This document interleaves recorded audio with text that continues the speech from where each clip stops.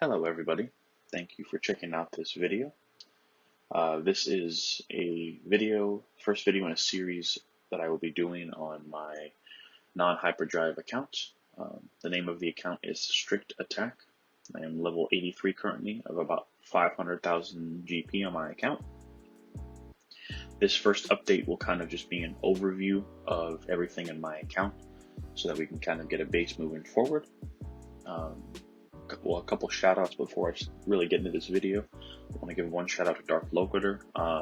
His style of video with the slides and everything has definitely inspired me to do the way I'm doing.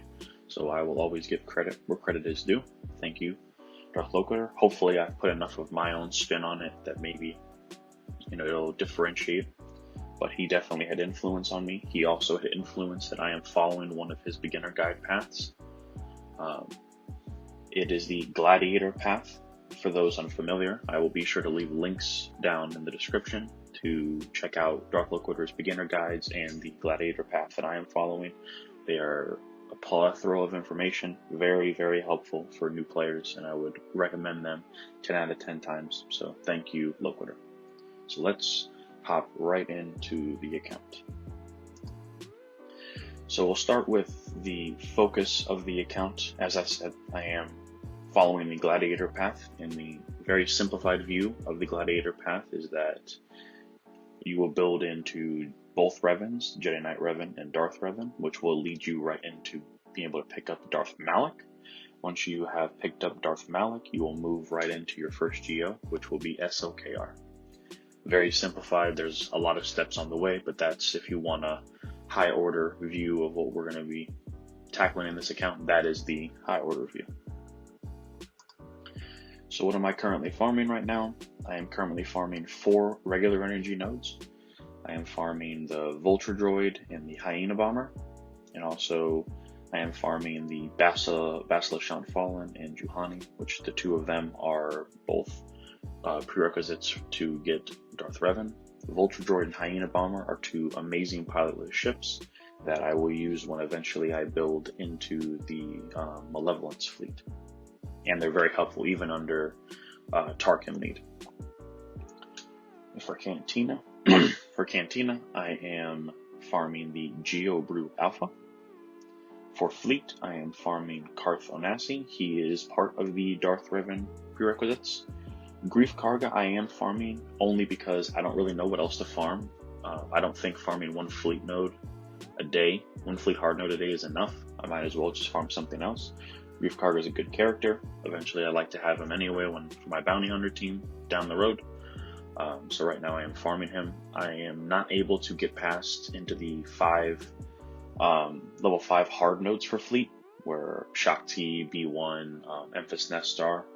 Whenever I am able to get past those and get to those hard nodes, I will replace Grief with somebody there. But for now, Grief is just another hard node I can have. He's not a bad character to have. Originally I was doing Scion, but they removed him off that node, off the fleet node. He was like in the level 4, and they replaced him with Omega, and I don't really want to farm Omega. So Grief Karga will have to work for now.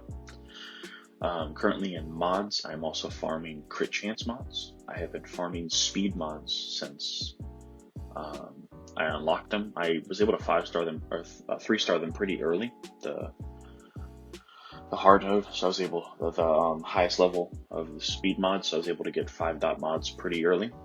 So I have plenty of speed on my account, although I'll never have enough, but right now I need to work on some secondary mods. In Arena, I am placing top 200 in the squad arena with my Geos, and then I'm placing top 10 in fleet arena, also with my Geos, and then my 2 pilotless ships. You see that I got rank 3 on that screenshot. The past few days, I've actually been able to place top 5 in fleet, but I'm more comfortable saying that I can consistently place top 10 in fleet. So let's move over into the crystal economy. So my crystal economy, like you saw, placing top 200 in squad arena, for those unaware, gets you 75 crystals a day. Being able to place top 10 in fleets gets you 200 crystals a day. I am doing 3 regular energy refreshes, which is going to cost me 150 crystals a day. I am doing 1 canteen energy, 1 mod, and 1 fleet energy refresh a day, which add those all up, that's 200 more crystals per day. So right now I am working at a negative of 75 crystals per day to do my refreshes. I'm fine with that. My account is not free to play. I am by no means a whale, dolphin, or anything, but I can afford a little bit of money, $20, $30 a month. And the negative 75 crystals per day is something I'm comfortable with. And obviously, as I be able to place higher in Fleet Arena, that number will not be in the negatives anymore.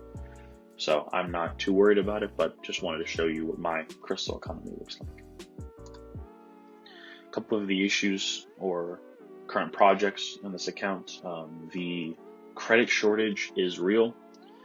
It's something everybody goes through. It's something you have to deal with. The main issue being trying to balance leveling up characters to make viable teams for Grand Arena, and trying to level up in slice mods. The mods can get very, very expensive. Leveling up characters can get very, very expensive very fast, especially when you're trying to put stars on characters. It's a lot, but trying to keep a focus on what's the priority is always the best.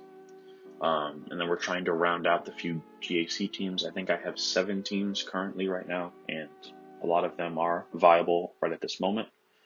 So that's good, but we always want to be better than just viable. We want them to be good teams, so I'll continue to work on that.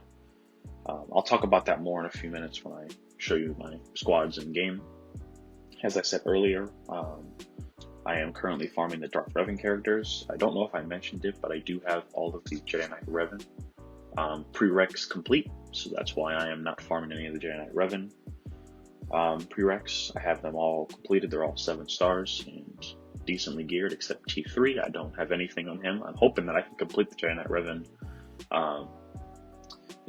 event without having to put any levels or anything into T3, but we'll see. I haven't done that event in a long time, so we'll see.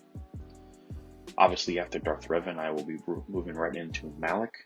I currently have about 15,000 Get 1 currency, which, for those unaware, is what you need to unlock Darth Malak. I have that in the bank right now. So let's move over to the game, and we will talk in GAC. Alright, now that we're in the game, I mentioned that we're going to talk about Grand Arena, so we can go over to my collection quick, and we look at, you can see all my bookmark, mainly Geos and some of the Jedi Knight Revan prereqs. So if we go right into squads,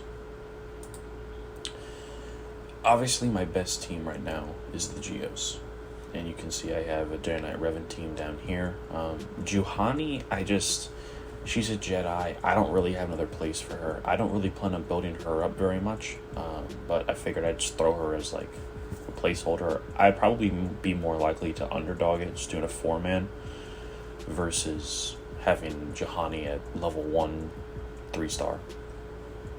I'm actually considering moving Yoda to the Padme team, and I'll show you why in a second, but that's kind of the team I have right now. We have Phoenix. I think everybody's gear 8 except Ezra. Okay, I think Ezra's gear 9. Like I said, not just credits are an issue. I am in very short supply of Omegas, so I can't give Chopper his Omega, which is the reason that my Palpatine and my Thrawn are the stars that they are. I think I have all of the Phoenix at the right gear tier. I don't plan on gearing them up anymore, but getting Chopper's unique and stuff, but I can't right now. I can't spare the Omega materials, but they're okay. Moving to my Empire team, I got a pretty solid Empire team. Darth Vader is almost 7 stars, which is awesome. Bastila, she's a hard node farm, so she's slowly coming up there, but 4 stars, she'll still be viable. She's something I'm probably going to be leveling up soon to try to make her even more viable. Gideon, I'm working on his gear a little bit. And then Thrawn, I need to get him up a little bit too as well, because he is still useful. Even at a 5-star Thrawn, he is still useful. As I mentioned before, I have a Padme team. I did just recently unlock Padme. I was able to get my my Geo Brood Alpha to 5 stars, so that allowed me to unlock Padme. Let me turn my fan off quick. Okay. So I had mentioned earlier that I was able to get into a good guild pretty early. That's why I am 97 out of 145 with Kenobi shards. I was hoping to have General Kenobi before Grand Arena lock, before I hit 85, but I'm not thinking that's going to happen. I have definitely invested some materials into Ahsoka. She's missing one piece, and I think she's gear. It's like gear 9. It's like gear. I think that's gear 9. She's missing a mod. I need to kind of remod everybody right before lock, but she was good for ships. Anakin is someone that I really want to build up. I just haven't found the time.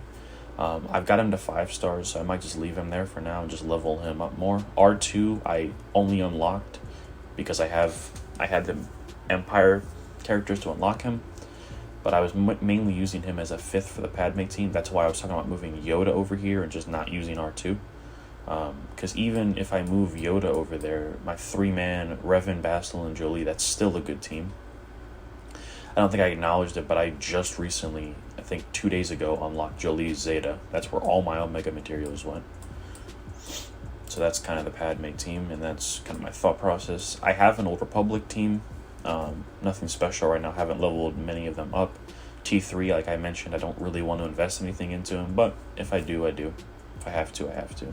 Karth, I'll level him up because his leadership's decent. Zalbar and Mission are at okay gear tiers right now, but they'll be a decent little defense I can throw.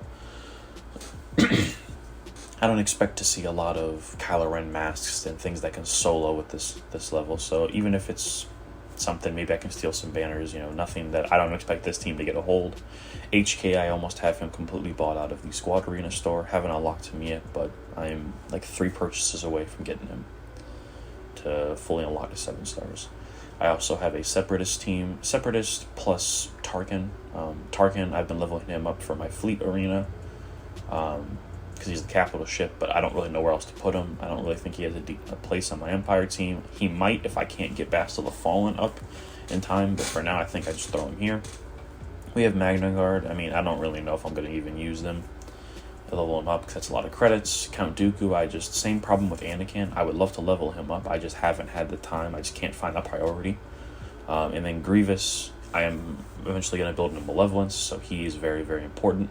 But he shows up, it seems like twice a week with his shards, so he's very slow. So I'm trying to level him up as best as I can. This will probably be a team on defense, but we'll see. I'll do another video where right before I lock in and kind of go over what did I end up doing. Shock clones, obviously I haven't unlocked Shock T, and I'm not anywhere close or any priority to be able to unlock Arc Trooper. But I figured I kind of ran out of things to buy in the Fleet Arena store outside of Grievous and Darth Vader shards and Sunfax ship. So I have been picking up 501st clones. Eventually I want to build Shock clones in the way future, so I figured I might as well start picking them up now. And when I get into 3v3, this could be a viable little team, even if they're low. If I can get them to, most of them to 7 stars, maybe 5 stars. 5s is almost done. Figured, why not? Never hurts me. And then this Night Sister team, I have no intention of building this stuff. I just thought it was kind of funny that I pulled Doc out of a Bronzium card, those packs, and it's just funny that I have kind of a viable enough team for Night Sisters. But I don't plan on really doing much with this. So let's move over to ships. As you can see, not a lot of diversity in my ships. I mean, I have my 6 ships that I use.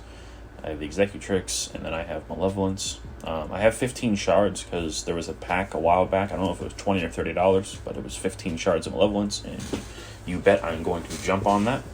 Anything that'll help me get into Malevolence faster is A-okay in my book. Almost done with Vulture Droid. I've been farming that. I was force farming it for a while, but I stopped. I also forced farm Hyena Bomber for a little bit, but I realized that I'd rather just slowly farm these up to be able to farm things like Juhani and Bastila Fallen. I'm working on getting the First Order TIE Fighter. to 6 stars to be able to unlock the 6-star Executrix. I'm not doing this the most efficient way. More likely the better path is the Imperial TIE Fighter you can get out of Fleet, but I've been buying him out of the guild store. Jeez. So that's where I am with that. But that's pretty much the account. If you guys have any questions or anything you want me to touch on why I'm doing a certain thing, if there's something that I am missing, feel free to let me know. I will make sure my SWGOH.gg account, the link to my account is in the description, so if you want to check out the gear tiers, mods, anything, feel free. But definitely let me know if there's anything I missed, and I appreciate all of you stopping in to check out my video, and I hope to post more in the future. See you then.